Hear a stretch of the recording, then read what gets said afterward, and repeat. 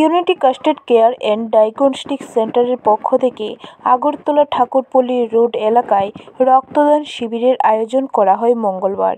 উপস্থিত ছিলেন আগরতলা পুর নিগমের মেয়র দীপক মজুমদার, বিজেপি প্রদেশ সভাপতি রাজীব ভট্টাচার্য সহ ডায়াগনস্টিক সেন্টারের কর্মকর্তাগণ।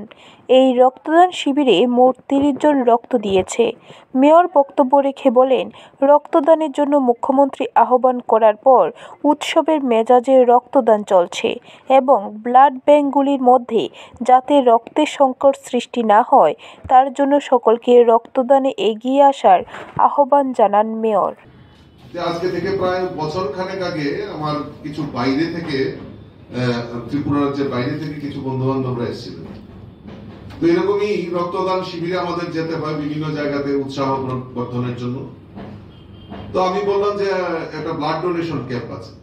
ব্লাড ডোনেশন ক্যাম্প ये कैसा होता है, हम भी जाएंगे।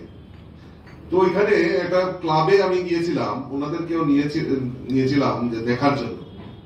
সত্যি তারা আপ্লুত হয়েছে যে ত্রিপুরা রাজ্যে উৎসবের মেজাজে এখানে রক্তদান হয়, এটা তারা কোনোদিনও আশা করতে পারেনি।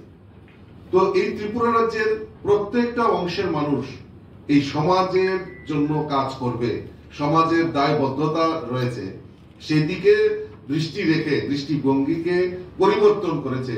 এটা আমাদের কাছে সবচেয়ে বড় প্রার্থনা।